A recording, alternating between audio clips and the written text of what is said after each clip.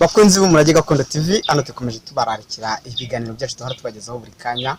Igihe rimwe mu gihe twaba turi gushaka ibintu bigendanye n'ubuzima bwa muntu.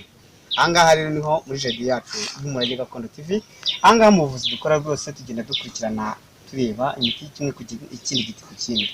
Nagira ngo mbereke iki giti tugiye guheraho hano namwe mwihera amaso. Iki giti bacyita umuravumba. Uyu muravumba uvura indwara nyinshi cyane kandi ukaba uri umwe mu bintu bifite ibintu by'ubudahangarwa cyane.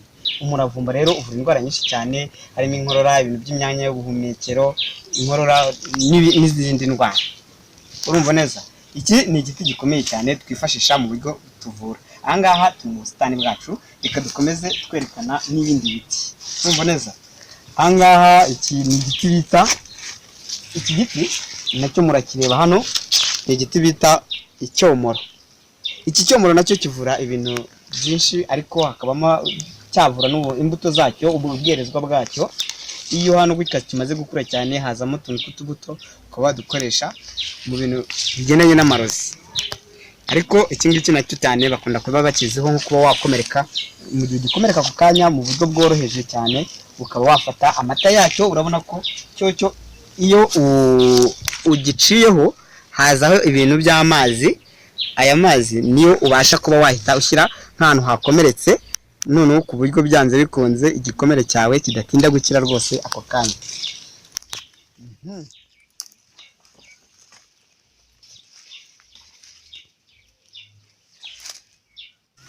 Ahangaha iki ngiki tubereka neza, urabona ni igiti bita kapusine, ni umuti bita kapusine. Iyi kapusine ni umuti w'ingirakamaro cyane, nawe twakomeje tubereka. Urabona ko twarayihinze hano rwose mu bintu bigendanye, urabona ko tuvuza imiti igaragara. Urumva neza? Iyi kapusine twavuga byinshi cyane ku bintu cyane izwiho ku bintu bigendanye na trichomonas.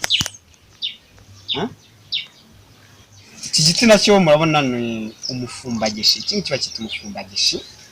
Umufumbagishi uvura amafumbi atandukanye, ayo mu kanwa n'iki, ndetse no kuri babadamu nabo batonsa n'ibindi. Ariko ibi ngibi nabyo ni imiti umuntu yifashisha agateranya akavanga n'indi miti. Iki nacyo kikaba gifite imwe mu bintu bishinzwe kuvura amafumbi ku bantu b'abadamu cyane cyane.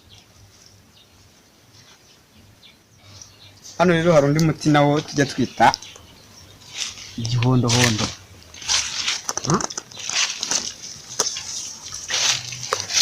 Iki giti murakireba, urabona ko iki ni igiti bita igihondohondo. Nacyo tukifashisha mu buryo bwo guteranya indi miti, tukaba twabasha kuvura igifu neza. Iki giti nacyo gishobora kuba cyamfasha mu kuvanga, hari n'indi miti migenzi yacyo tuvanganya, kikaba cyabasha kuvura umuti w'indwara y'igifu neza. Igifu cyawe ukabona ko waba umbwira ngo kirakurira hejuru cyangwa hasi, iki giti nacyo gishobora kubimfashamo mu gihe n'aba mbivanze ari imiti itatu.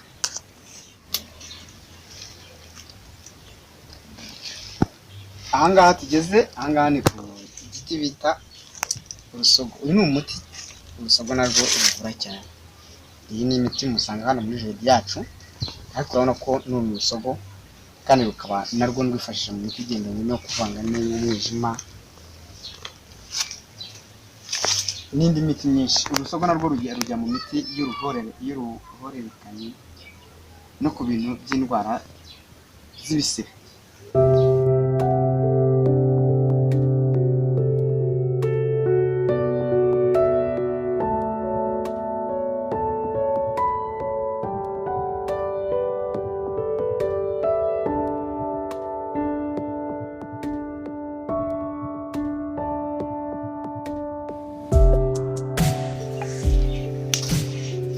Hano hakaba hari n'undi muti bita umubimbafuro.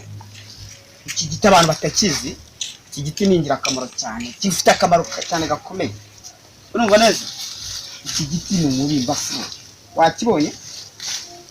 Iki giti kiboneka ahantu hatandukanye cyane, ntabwo gipfa kuboneka. Ariko ni igiti gikomeye cyane. Igiti ni ngombwa ngo umubimbafuro urebe uhitegereze neza, n'ahantu hose uzawusanga ujye uvuga ati ni umubimbafuro. Ku Murage Gakondo nakibonye neza.